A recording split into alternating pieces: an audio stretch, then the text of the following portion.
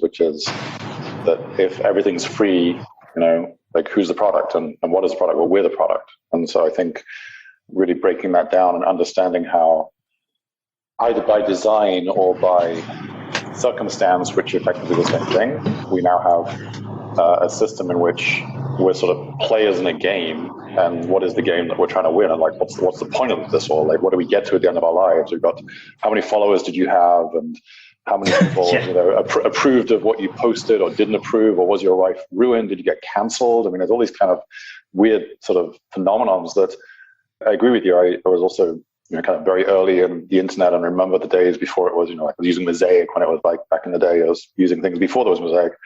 And it was just such an interesting exploration time. You could find things. And when I was doing my research, it was just fascinating to connect with people in different parts of the world and feel free to say something. And all that's gone. Like I can't even find some of the things I would like to find that I did in the past.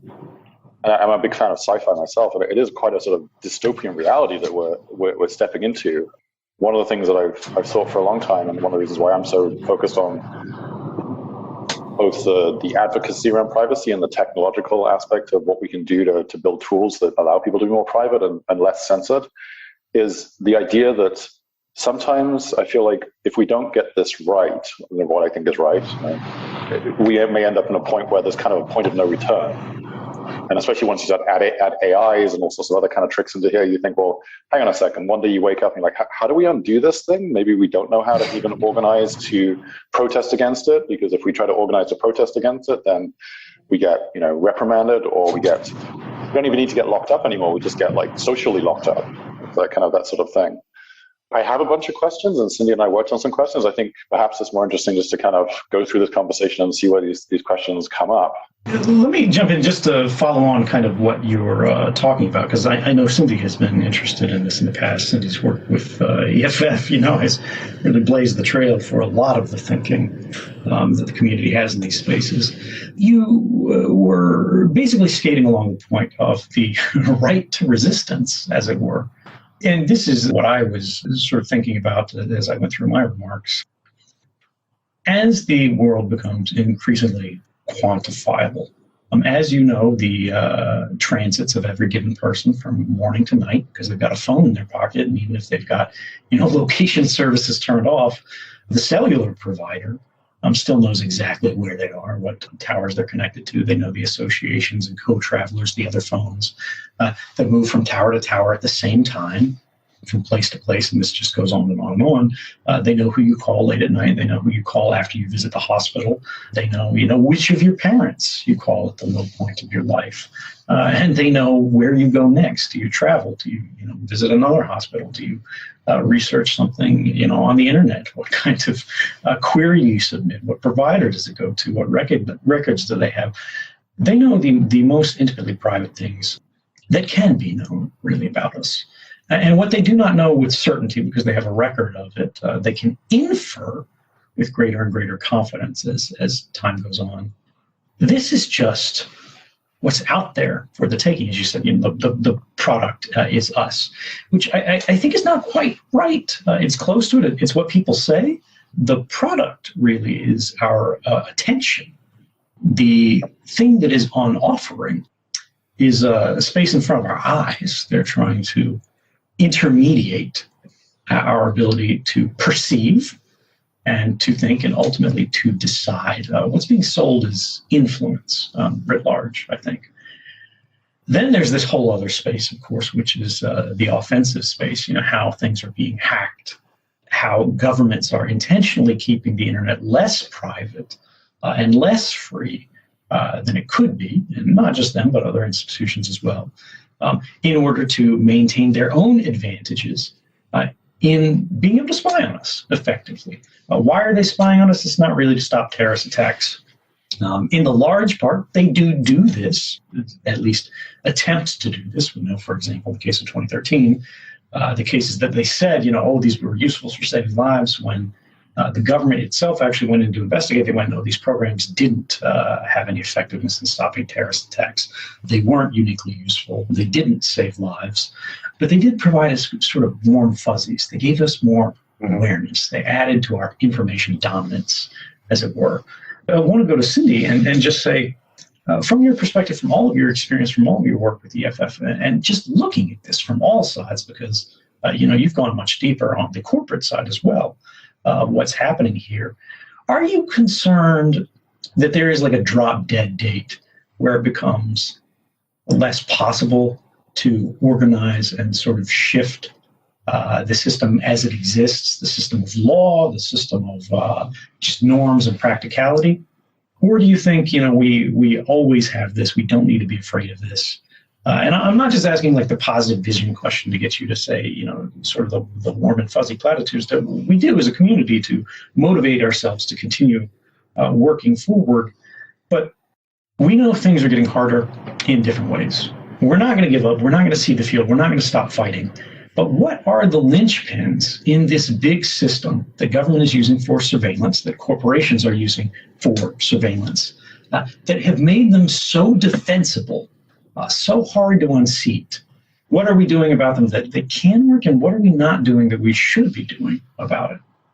I mean, I really love your insight about how the corporate big players and the government big players are now kind of aligned in knowing everything about us, with us having very little ability to know about them. And I see that all over. And to me, that's one of the biggest issues, is this, especially in the national security context, the opaqueness, right? The lack of the ability to have any democratic understanding of what the government's doing, much less the ability to control it.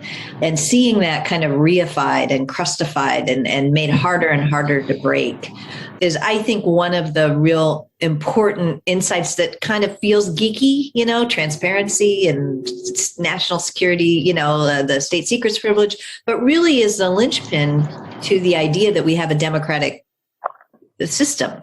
And I think the other things that become a piece of that, when you think about it, they all come down to democracy and personal power, right? If we're unable to really vote, and the elections, as you say, are really two flavors of the same thing, and there's no way to break through that, that makes it really hard. It makes it really hard for anyone to break out of that, because the vote is one of the ways that we can change course.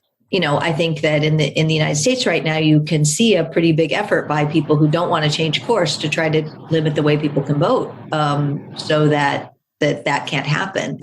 And around the world, we're seeing efforts as well, the growing authoritarianism and the difficulty that the forces of democracy are having to try to have influence and change course. And, to me, it really does come down to the shrinking number of places. The internet wasn't designed to just have five big companies and the five eyes, the five big, governments of the world really, calling the shots about what the rest of us got to do. In fact, it was designed exactly the opposite, right? The idea that you could take down one node and the rest would survive, right? The kind of old DARPA story about the internet. True or not, that's, I think we all in the 90s at least thought that was right. And to see that shrink and shrink and shrink is disturbing, and to see all the different ways in which that is shrinking. So I don't know that there's a clear moment, but those are the things I look for to see when things are shifting. In the United States, again, I'm an American lawyer. We have three branches of government. Are those three branches of government serving as a check against each other, or are they just confirming each other? And I worry that we're headed into the latter instead of the former, which was the idea. What other sources of power and authority are there that we as individuals can harness to change direction? Now, the good news is I believe that humans are amazingly innovative. And, one of the things that's interesting right now, I mean, we're at this conference for Orchid, is, people really digging back into the internet and trying to redistribute things, trying to make power go back out to the edges instead of the center, a resistance to this idea that platforms are these, pillars where they can control everything, but really more talking about protocols and interoperability and how do we do that in a privacy protective way, which, by the way, we can.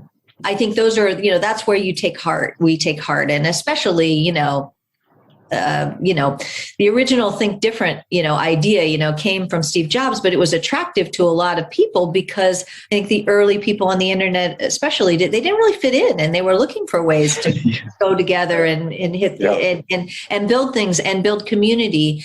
And so, the nice thing about that is it wasn't that long ago. We can get there. Moses didn't come down off of stone tablets and say there will only be Google, Apple, Facebook, Amazon, and Microsoft. So luckily, we can redo that, but it is going to take work, and it's going to take recognizing things. And sometimes I think people are kind of a little like the boiling frog, right, where it's hard to see what's happening, or it's overwhelming. And people give up and they engage in privacy nihilism. There's just nothing I can do. I'm just a tiny, insignificant thing, so there's nothing I can do. Both of those are dangerous ways of thinking, and there are lots of people who would like you to think that way. Hopefully our job is to try to help people, see their power and feel it in these. So let me actually follow up on that real quick before we go back to Stephen.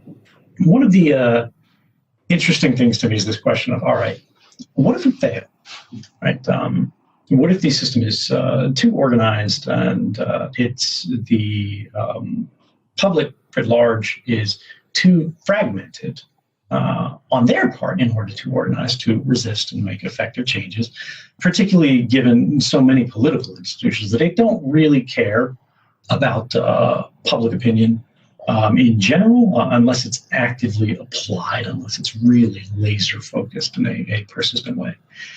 I do think that privacy nihilism is too popular. It's too easy for people to look at the capabilities and the potential for violence, particularly as these capabilities improve, right? You start thinking about automated infraction detection and arrest and enforcement. Eventually, there is going to be a government in the world that is going to try basically judicial algorithms instead of judges. They'll start on the small scale. They'll start with the pettiest of the petty misdemeanors. We already, in a way, do that with speeding tickets from speed cameras. But as people become more comfortable with that, as governments feel more confident with the defensibility, we start to go, oh, there's nothing we can do. All is lost. We need to retreat into ourselves. And, you see the great minds of a generation basically going off to a cabin in the woods in Massachusetts or whatever, like, rededicating themselves to carving canoes. I really do think that is too pessimistic in many ways, because we already see the funny thing about technology is it is a magnifier of power. And what happened with the internet, the enormous renaissance that it brought about early on, was governments basically sucked at it. They weren't imaginative enough. They weren't organized enough. It was really academia, and where there was government, it was government scientists and researchers who were looking at this and extending this. Those people in government who were creative and cooperative, who were all their relative power, which generally was quite small in the world and in their institutions, suddenly was amplified, right? And this creative force became much larger in real terms, right? But nominally, the power even this great crew here had, when it was multiplied by, let's call the internet just a factor of 10 for ease of imagination, they were now 10 times stronger. We have 10 more academians, right? We have 10 more times the number of government scientists that are interacting, and it brings about this little short golden age, right? But then the long tail of corporate suck, right, and government comes in, and they're much, much larger. Their power is now magnified by the same 10x, right? And the actual relative distance between the two groups, the smaller group and the larger group, has actually increased, right? Because if you multiply 1 by 10 and then you multiply 10 by 10, you now have a distance not of 9, but of 90. However, there is a cap on how much mass influence you need, on how much, just on this sort of imaginary table of potential to influence, that you need to change the world, right? You don't need to have 100,000. You don't need to pin the needle. If the whole of academia represents on this new scale of 10, right? And an individual might have been, a fraction of one. Maybe an individual over time, as over more, advances in technology, maybe they get up to one. Maybe they get up to 10. Maybe they get up to, 100. Maybe government's up in the stars. They're like, you got to write it in scientific notation. But once you get past that threshold of local influence, of community influence, of national influence, and global impact, you get some weirdo like a Satoshi Nakamoto out there, right? Who writes a paper and he shares it with a bunch of other weirdos on a cypherpunks mailing list. And over time, now you have something that is actually an existential threat, because we talked earlier about how is this unfair system maintained? Well, if governments raise taxes too much, everybody gets dissatisfied. You start to have resistance. They might go, oh, can we maintain the system in this way without restructuring or rejiggering it in risky ways? But what if we just borrow instead? What if the government writes itself loans and then basically writes these loans off to a generation that isn't even born yet, or to everybody else through a self-tax, through means of inflation, like that? If they keep doing this, if they keep playing games, if they keep writing checks that other countries in international trade don't want to cash, right? They don't want to keep loaning money to this treasury or that central bank. All of those things that we take for granted, the structural elements, the pillars of the status quo, start to crack. They start to fracture. And if you look at the value of something like a Bitcoin, right? Over the last year, we see the rate of change. These things continue to march on. They gain more supporters. They gain more adherents. And it's not that Bitcoin's going to eat the world necessarily. Bitcoin is great. It's amazing in many ways. It sucks terribly in other ways, for example, like financial privacy. These things can be changed. Bitcoin can get better. Competitors can rise and do better. But the reality here is the way that government funds itself, the way that institutions make ends meet. These are structural weaknesses in their own systems of influence that we take for granted as eternal. And if we start moving towards dark enough futures, people, just individuals at small scales, can pick up their ball and go home. And we've seen this happen time and time again throughout history, particularly when it gets to things that hit people who are apolitical very personally, like exploitative taxation.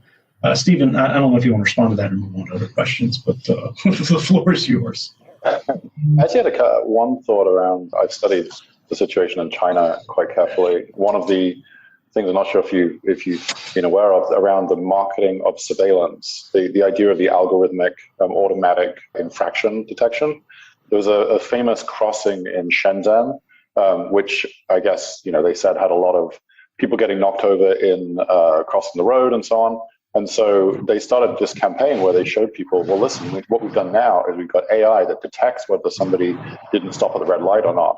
We automatically find them on their phone through Alipay and WeChat and so on. And they use this to promote the idea of surveillance. Say, look, surveillance is good. We're helping you. This is good for society. For the majority of people, this is a good thing. So therefore, you should like this and you should want this in your lives. And I thought that was a fascinating twist of how to kind of sell surveillance to a society. And yeah, that's one thing that really this isn't actually new to us. We have had it in the United States and most of the developed Western world for ages through the whole save the children argument, right? Or the counterterrorism argument. What you're describing is just marketing, right? And the new government initiative. And they find something that people are universally against, like running over people in crosswalks, and sort of holding that up the poster child to justify the authorities. But there is always how that authority is used, openly in public under the spotlight, and then how it's used under the table.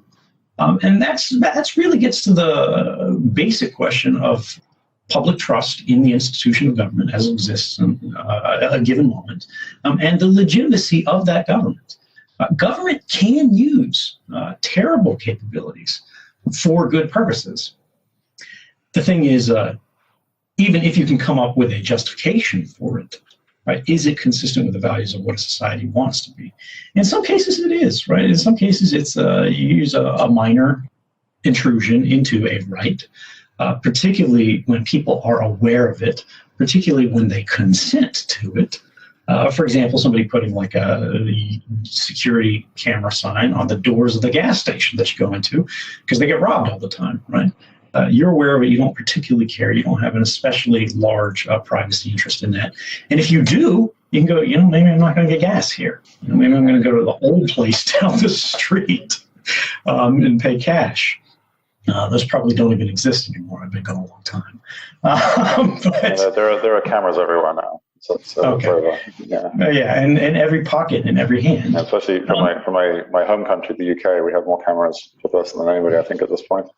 I mean, I think another argument that is important and beginning to gain a lot more credence in the area of AI is actually recognizing that, there's this kind of technology is magic kind of story that I think a lot of us have heard over and over again. And so to me, it's especially interesting and important that the people who are talking about bias in AI, the people who are noting that, if you put an AI on top of an unfair society, you're going to amplify the unfairness, right? The AI doesn't know what truth is. It just knows what you've done in the past to a certain extent. And so, on the one hand, there's as Ed points out, you need to have knowledge, open consent, a lot of control, a lot of transparency around these kinds of things. And the other thing is you have to be clear-eyed about how these technologies work. And we're so far from that at this point. And it kind of drives me crazy that one anecdotal story about somebody crossing the street would, engender the kind of support that a clear-eyed view of all the costs and benefits, what an actual self-governing society ought to do is actually look at, how many people were saved by this versus what else happened to the data versus all those kinds of things. And then you can make an informed societal decision. But we tend to be governing by anecdote a lot. And sometimes those anecdotes are really dangerous. And they're especially dangerous in a diverse society where your experience of say how the AI might work in recognizing your face might not be the same thing as an African-American person has. That AI might actually make them less safe. I'm just talking in generalities. We did have one question from the audience that I kind of wanted to talk a little bit because I know anonymity is something that's, near and dear to folks' heart. And the question was, should we continue to be anonymous or do we really need to reveal who we are in order to speak up? And I know that's actually a question you face pretty directly about it. And I'd love to hear, because I think people are struggling with sometimes when you're doing this kind of work, you do need to think about your threat model and whether your identity could increase danger to you or others or whether it couldn't. And so I thought I would ask you. Yeah, I mean, I think this is really an individual choice. And that's the central thing there. It needs to always be an available choice. Because it's different for everyone. When I was in Hawaii, basically gathering evidence of crimes by the most powerful government in the history of the planet, and trying to secretly coordinate with journalists in order to inform the public without getting caught, so the story couldn't be stopped, right? These journalists had no training. They had no understanding or awareness. The NSA had these capabilities. They didn't know how the federal government was going to investigate. They didn't know particularly back then, how trivially easy it was to hack an identified system. Just send an email with a phishing link to one of these guys that were popping back then. So I had to, do the best I could to kind of train them generally to use things like the Tails operating system, to use things like Tor to route their communications, which was enforced by default on this, which is why I made them do that, to use PGP, so we're not just on Gmail, sending things in the clear to anybody who, can stamp a warrant, basically, or even worse, a subpoena in many cases. But even with that, there was no way that they could protect me, because they didn't know the risks. It was hard enough for me to try to protect myself. And so the only way that I could coordinate with them, the only way that I could communicate with them, the only way that I could risk giving them information that could put me in jail for the rest of my life, and very likely, or was most likely to put me in jail for the rest of my life, was for them not to know who I was. And this protected them, it protected me. Like, if there was no anonymity possible, it would have been very difficult for me to justify taking that kind of risk. And this was even with me knowing there was basically a burning fuse where I would, regardless, be identified. My identity would be discovered. I would be known, right? But I needed that space. I needed that moment. We needed to be able to carve out just a few weeks in the year that we could talk in confidence with each other to discuss, is this something that the world should know? They ultimately agreed that it did, and that the rest is history. And we succeeded. The NSA found out basically when it hit the news, or very shortly before. But not everybody's in that situation, right? Not everybody wants that. Not everybody needs that. But for those who do, it should be available, and it should be much easier. You shouldn't need to, be a former CIA, former NSA, whatever, in order to talk to a journalist in confidence about something that you believe is of vital public importance. And if we lose that, in many cases we already have, it's very, very, very difficult to maintain meaningful anonymity, particularly against these top-level actors. Though it is still possible, it requires a level of technical sophistication that in many cases is unfair to just presume that any arbitrary member of society should be able to, clear this bar. It's tragic that the situation is where it is, where things like anonymity, things like privacy are becoming either luxury products or perks that are only available to an expert class. And we very much need to sort of make that more egalitarian, make that more universally available. On the other hand, is it required? Is it necessary? Should we all be anonymous all the time? I don't think we need to. And I think attaching your name to something does provide a mark of credibility. That's why, in large part, I came forward. So the government can't simply say this is made up or whatever, because I knew they were immediately going to charge me with a whole buffet of felonies, which they did. And they can't now say, oh, he made it all up, because they go, well, we charged him for basically taking these documents. Obviously, they came from somewhere. But this gets back to something else, which, Cindy, I know you've had an interest in, which is when we talk about public discourse. We've talked about so many other things. We've talked about economics. We've talked about politics. We've talked about, culture generally. So much of culture is intermediated by platforms. People do not talk to each other directly. They talk to each other through Gmail. They talk to each other through Twitter. They talk to each other through Facebook, through Instagram, whatever. There are gatekeepers everywhere. And really just in the last few years, basically since the ISIS social media craze, all these social media companies, all these platform providers have become more comfortable with acting as censor, with deciding the things that can and cannot be said. And they started with, again, things that are pretty easy cases. They go, we don't want to show, videos of innocent people being lit on fire, or beheaded, or pushed off of buildings or whatever. But that's crept and crept and crept and crept and crept until the line for permissible speech has really become a wave that is in motion, and it's constantly narrowing. There are new classes of sort of impermissible speech every day. And the way these companies have, to this point, begun to resist complaints about them censoring or it being arbitrary, or them picking and choosing things that can and can't be said, Facebook especially has proposed their own court. What is your opinion on this idea of the court of Facebook? Where does this lead us? Is it a good idea? Is it a bad idea? Does it work as a fig branch? Is it just garbage or fig leaf?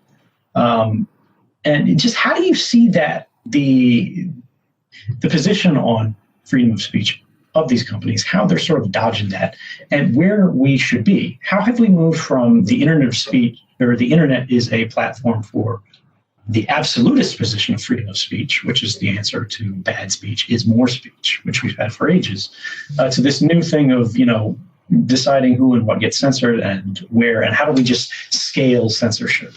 It's a real tough problem. I think a couple of things are fairly obvious at this point. One is that content moderation at scale doesn't work. They suck at it. They're always going to suck at it for reasons that I think are pretty not too hard to see.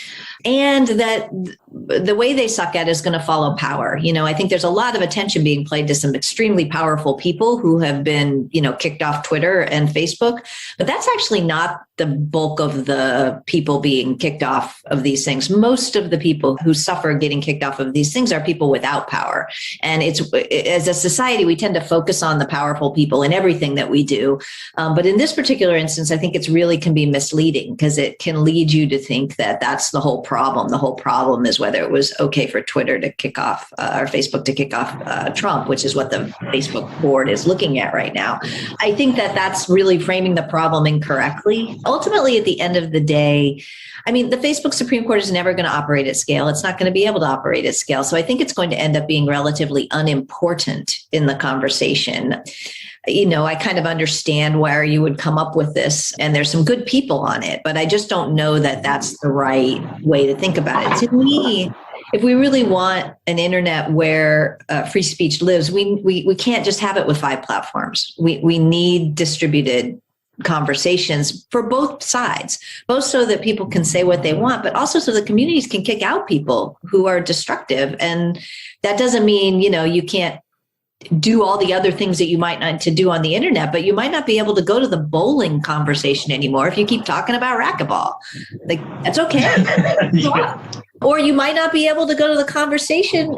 People just might not want a Nazi in their midst. And so they're going to kick you out. That's okay. And it's okay in a world in which there are lots of other options, lots of places for people to think, so that really rather than Mark Zuckerberg deciding or an algorithm deciding or all of those poor people who have to look at all that awful stuff all the time who work at Facebook for very little pay, the first step needs to be to make that not the place where the only place where speech happens, and move it to smaller communities that can have more control. I think Reddit is a good example of a community that really had a problem and did some things to make it much better because it really built on the community ideas. Now, there are hardline rules there, and I don't want to say they're perfect, but there are ways out of this problem that are speech more friendly and speech less friendly, and I think we need to pay attention to them. Ed, I had a question just as we're closing towards the end here. I was actually at a talk you gave at a small conference, one of my investors, and I remember you left the people who are founding companies and so on in this space with kind of a call to action of please don't just focus on building these things and trying to make money, but try to make a difference. These decentralized technologies have the potential to give us a different kind of internet, as Cindy was just talking about. How do you feel today? And can you sort of give us some thoughts as to, in your words, what you think is important for us to be thinking about going forward as builders of this new technology?